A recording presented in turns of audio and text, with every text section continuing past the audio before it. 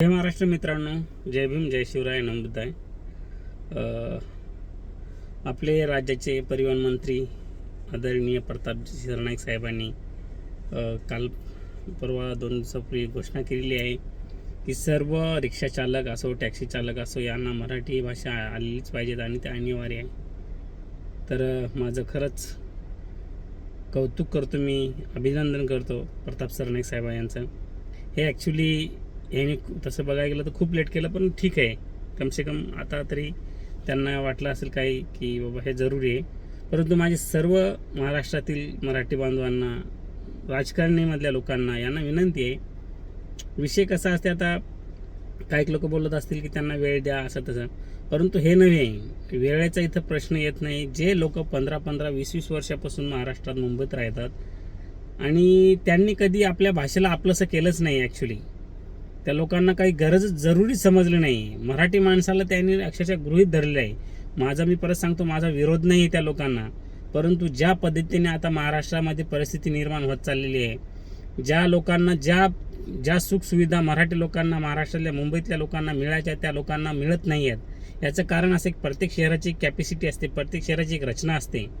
त्या रचनेनुसार आपले ठरत असते प्रत्येक गोष्टीच्या, की जसं की आपण काही घरात साधा कार्यक्रम करायचा म्हटलं तर आपल्याला एक अंदाज लावावा लागते की बाबा एवढ्या माणसं जेवण लागते, एवढ्या या गोष्टी लागतात, त्या गोष्टी लागतात.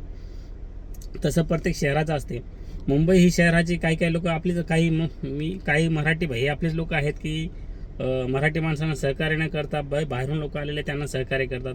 माझा तो विषय नाही आहे. सहकार्य ठीक आहे, करा तुम्ही, परंतु जे आता प्रताप साहेबांनी निर्णय घेतला हा खरंच अतिउत्तम निर्णय आहे. माझी सरकारमधल्या सरकारमधल्या सर्व नेत्यांना विनंती आहे की जिथं ज्या ठिकाणी तुमच्या ऑफिसमध्ये कुठे जिथे मराठी भाषेला दाबण्याचा प्रयत्न करायचा, तिथं अन्याय होत असेल तर तुम्ही जागे व्हा आणि नुसते कागदावरती किंवा याच्यावरती हा GR काढून ते अंमलात आणणं खूप महत्त्वाचं आहे.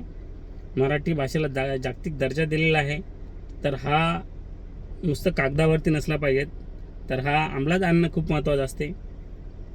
माझी सर्वांना विनंती आहे. आणि जे 1 तारखेला सन्माननीय प्रतापजी सरनाईक साहेबांनी सांगितलेलं आहे की यांचा जो 1 तारखेपासून मराठी भाषा शिकावी कंपल्सरी आहे, तर खूप चांगलं आहे.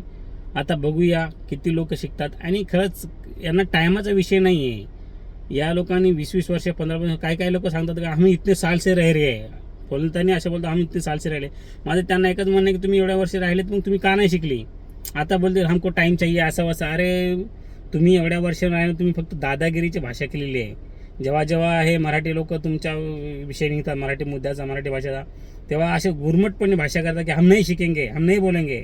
असं कोणीच बोलत नाही की भाई मला येत नाही, मला वेळ दे थोडा, किंवा की म्हणजे टाईम दे मग शिकूंगा, असं कोणी बोलत नाही. दादागिरीने बोलतात, म्हणून ते मार खातात आणि म्हणून सगळ्या गोष्टी येतात.